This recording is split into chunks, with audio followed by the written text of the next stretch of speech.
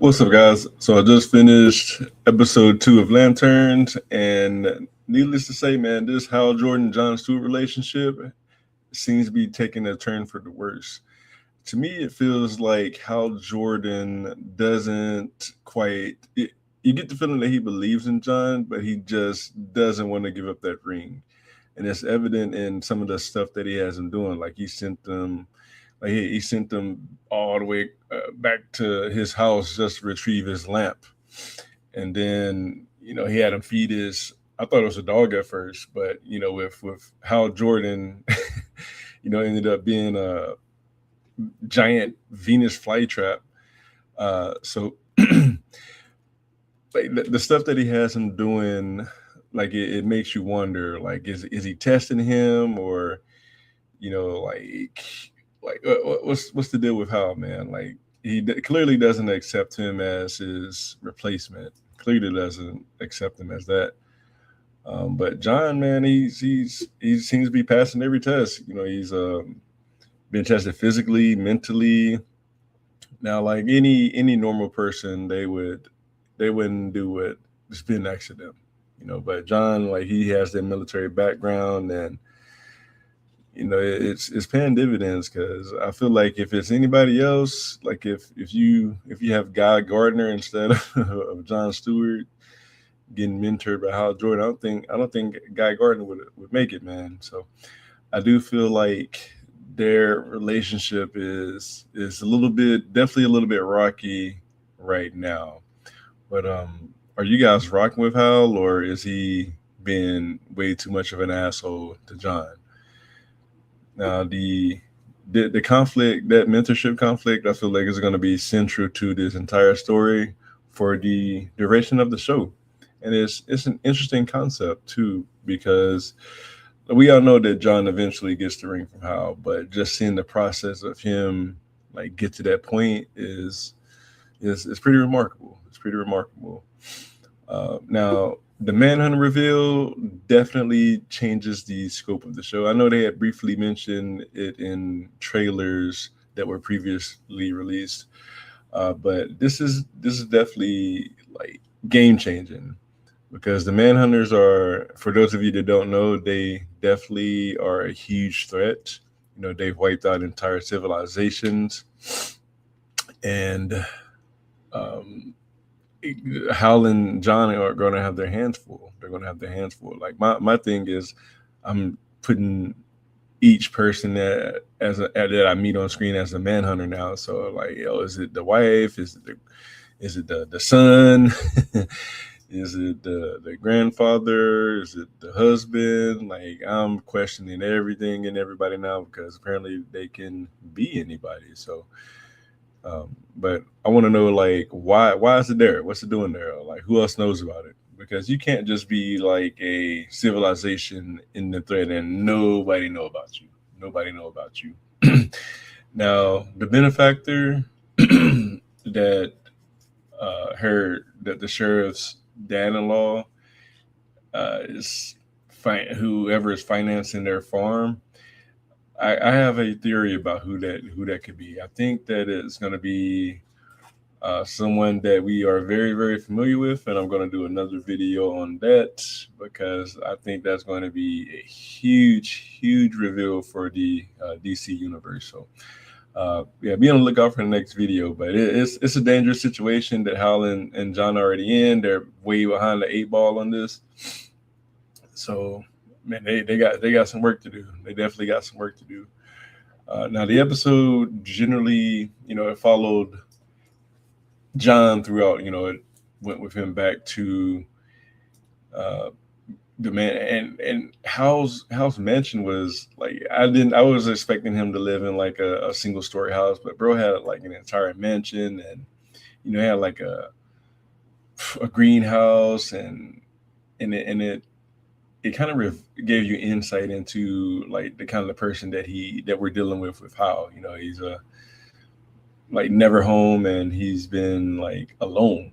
So you could tell he spends most of his time protecting Earth and doing what he needs to do to serve the cause for his ring, for the ring.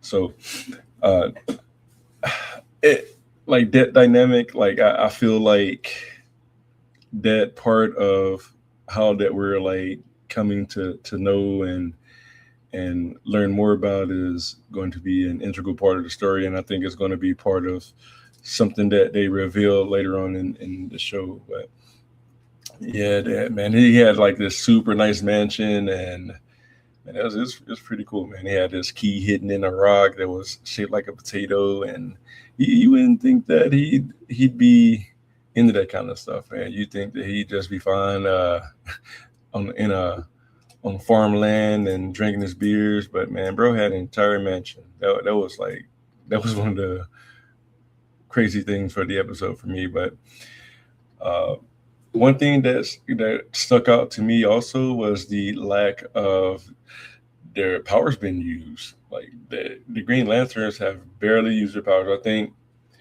how like him constructing that bird and having it follow him around without the ring, that was pretty huge. That was a pretty big reveal, by the way.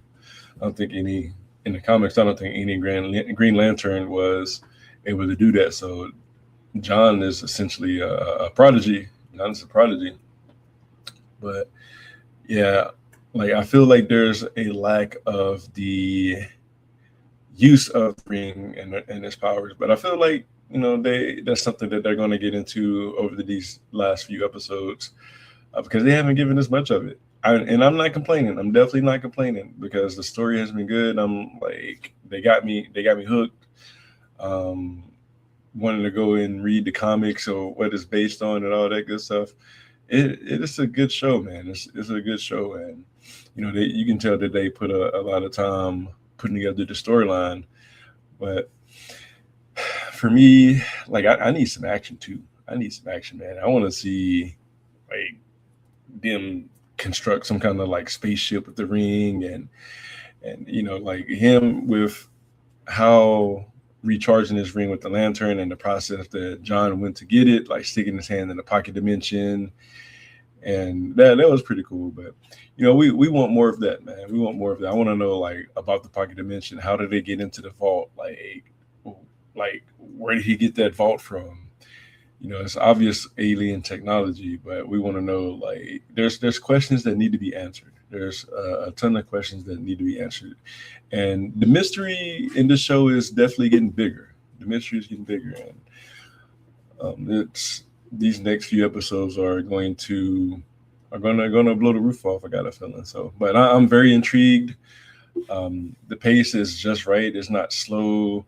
I do like the grounded detective approach because it does feel like a bit of a mystery, man. Like we're getting like piece by piece of what's happening in this town.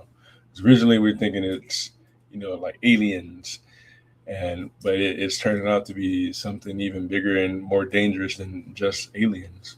So some kind of war going on, and then another thing that stood out to me was when John was getting Hal's stuff, and that group had kidnapped him. They didn't really kidnap him per se. They were just trying to recruit him, and I guess they felt that was the best way for them to do that was to blindfold him and rough him up a little bit. That's the love language for John, I suppose. But they they roughed him up pretty good, man. And just that chase scene when he's on the highway and man, it was pretty intense, man. But like John is developing at a pretty solid pace, man. He's developing at his own pace. I feel like he's grown into the Lantern that we know he can become. Aaron Pierre as John Stewart to me so far has been like the perfect casting. He just his aura just like speaks John Stewart. Like you can feel it. You can feel it. But him and Hal are two totally different Green Lanterns, man. Two totally different. Like he's more like reserved and like he follows orders, whereas you get like Hal, he's like carefree, man, and doesn't really follow that chain of command. So, but John is definitely developing. Now it's crazy to me that it's been 10 years. The show is currently at 2016, and we skip forward 10 years and he still hasn't assumed the ring. So I'm trying to figure out like I'm like what happened during that period where, because I'm thinking that it's going to be like a 1 or 2 year thing where he gets uh, he assumes the mantle of the Green Lantern from Hal. But it's been 10 years, man, 10 years, and Hal wasn't letting that thing go, man. Hal definitely wasn't gonna let that thing go. But to me, John's relationship with the ring is definitely evolving. As you could see by the constructs that he's making with the bird and how he was able to like keep the bird and not even have the ring. That was pretty amazing to me, man. I don't think that's been done in the DCU at all. As far as excuse me, as far as with the Green Lantern ring. But like 2 episodes in, this definitely feels like a Green Lantern series. Again, it's more of a ground to win. I think the next episode we'll get more into the cosmic side of it, as evidenced by Hal flying off to space prison to visit Sinestro. Now, Sinestro, the Sinestro I remember from the original Green Lantern movie. I don't think he was, as old as the one we're seeing, but it makes sense because Hal is an older version of him, and it makes sense. And I think if I'm not mistaken, Sinestro was the one that trained Hal before Sinestro turned. So I think like with him visually being like older and seeing a little more worn down, I think that is the correct version of him for now, anyway. But man, it's a good episode. I don't know who I trust the least right now because you got there's so many variables. Like there's a scene in the hospital when the only patient on the list was like Hal Jordan, and it got me thinking, man, like what exactly is going on here, man? Is the whole town like everybody there aliens? Is there like rival alien groups or something? Nobody gets hurt, nobody gets sick. I thought that was very strange indeed. So that's pointing to something. It might not necessarily be sinister, but it's definitely something shady going on in Rushville. It's making you think like what exactly is going on there, man. So, but at the end, we also get the reveal that Sinestro knows something. He knows something. Maybe something he encountered and he's experienced before, because as we all know, Sinestro used to be good before he turned bad. Maybe during his bad phase, or a good phase, he encountered one of the Manhunters before. Maybe he was the Manhunter that was talked about that had, or sorry, not the Manhunter, but maybe he was the Lantern that had captured the Manhunter, but then he released him back or something like that they were saying. But I'm questioning whether the Manhunter is even a real villain at this point, or is there somebody bigger behind all of this? And I'll get a little more in depth in that in my next video, because I do have a theory about that, and I think it's a pretty strong one.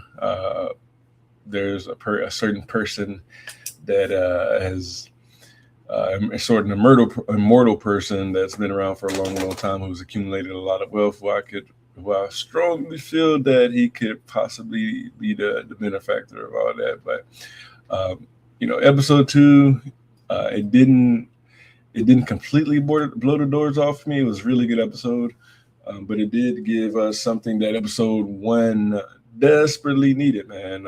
It gave us a clear sense of the mystery of this small town. So my biggest question is whether this show is going to embrace the crazy cosmic side that that we know from the Green Lantern mythology, or is it going to like keep it as a grounded mystery?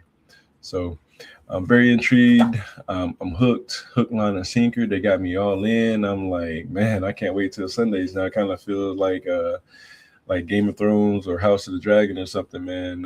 You just can't wait till Sundays anymore, just for the specific reason. So, but yeah, man, that's all I got. I just wanted to share my thoughts, and looking forward to the next few episodes, man. You guys let me know what y'all think. Was it a good episode? Are you hooked? And I will catch you guys on the next one. Peace.